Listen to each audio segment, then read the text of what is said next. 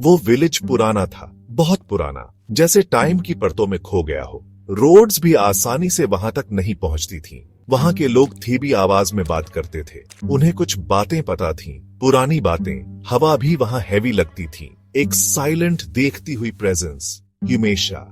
उसी विलेज के एकदम कोने में एक हाउस था, एक पुराना भूला हुआ स्ट्रक्चर, विंडोज जैसे खोखली आंखें, बाहर घूरती हुई बिना पलक झपकाए।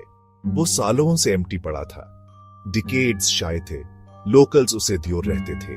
उन्हें उसके सीक्रेट्स पता थे या उनसे डरते थे। उस वीरान हाउस के पीछे एक बैम्बू ग्रोव शुरू होता था, थिक, इम्पेनेट्रेबल। सनलाइट भी मुश्किल से उसकी कैनोपी को भेद पाती थी। बैम्बू के पेड़ हिलते थे तब भी जब हवा नहीं चलती थी। वो आपस में विस्पर करते थे या कुछ और था, किसी अनसीन की लैंग्वेज, एक कांस्टेंट सॉफ्ट सरसराहट। विलेज में एक रूल था, अनस्पोकन पर एब्सोल्यूट। शाम के 9 बजे के बाद कोई बाहर नहीं निकलता था, स्पेशली उस हाउस के पास या बैम्बू ग्रोव के पास। वो कहते थे वहां शैडोज घूमते हैं, डार्क शेप्स, बैम्बू के बीच तेजी से निकलते हुए, वेटिंग। फिर बीरेन आइए, नया school teacher, young, city confidence से भरा हुआ। उसने एक क्वाइट विलेज देखा, एक स्कूल जिसे उसकी स्किल्स की जरूरत थी। उसने डर की परतें नहीं देखी, शुरू में तो नहीं। वो अपनी बुक्स लाया, अपना लॉजिक, अपने मॉडर्न सेंसिबिलिटीज। उसे रहने के लिए एक जगह चाहिए थी। वो पुराना हाउस ऑफर किया गया, चीप, रेडिली अवेलेबल। उसोन पीलिंग पेंट देखा, एक लीकी रूफ, एक चैलेंज शायद। उसे वो कोल्ड ड्रेड महसूस नहीं हुआ। दिस विल डू, उसोने डिक्लेयर किया। विलेजर्स ने एक दूसरे को देखा। उनकी साइलेंस हैवी थी, अनहीडेड वार्निंग्स से भरी। विलेज एल्डर्स उसके पास आए। उनके फेसेस पर कंसर्न साफ था। सन, एक ने शुरू किया, उसकी आवाज लो थी। वो हाउस, वो अच्छा नहीं है।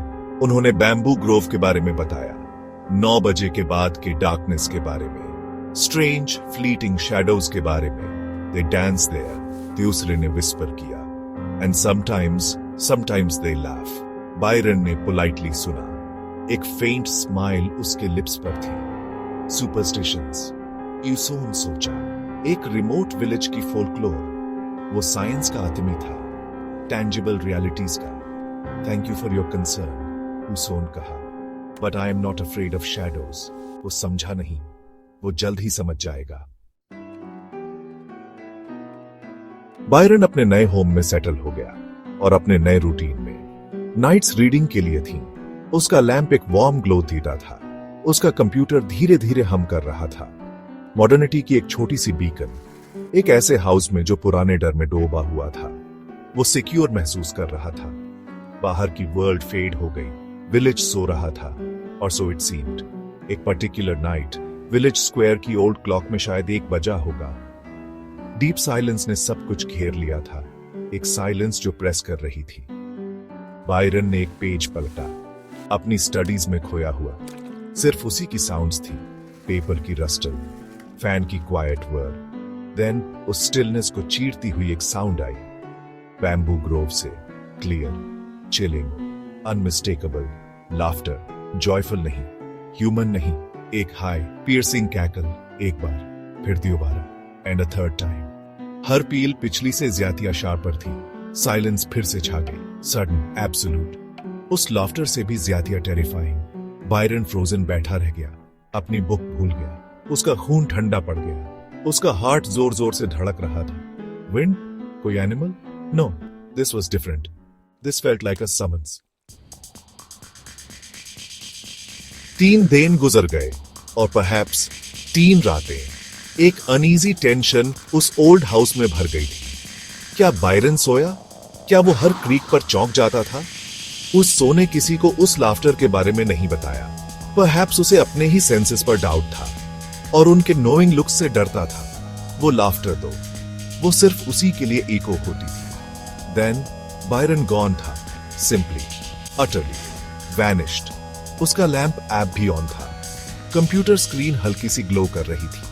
एक ओपन बुक उसकी डेस्क पर पड़ी थी। जैसे वो बस अभी अभी स्टेप्ड अवे हो for a brief moment, but वो मोमेंट स्ट्रेच हो गया एक एंडलेस साइलेंट वॉइड में। वो नेवर रिटर्न। हाउस एक बार फिर एम्प्टी खड़ा था। डार्कनेस ने और उन वॉचफुल शैडोज ने उसे रिक्लेम कर लिया था। बैम्बू ग्रोव विस्पर करता रहा, अपने सीक्रेट्स कसकर दबाए हुए। विलेजर्स ने स्लोली सिर हिलाया। उनके वर्स्ट फियर्स कंफर्म हो गए थे। शैडो पहले लाफ करता है, वो मर्मर, देन पर्सन डिसअपीयर हो जाता है। ये एक ओल्ड सैड ट्रूथ था। वो स्टोरी उस विलेज में अब भी है। एक चिलिंग टेस्टिमनी, एक रिमाइंडर। कुछ मिस्ट्रीज सॉल्व करने के लिए नहीं होती, कुछ वार्निंग्स इग्नोर करने के लिए नहीं होती। हर प्लेस, हर टाइम का अपना स्पिरिट होता है, अपने हिडन रूल्स होते हैं। उन्हें डिसरिगार्ड करना, that is the true horror, the true disappearance.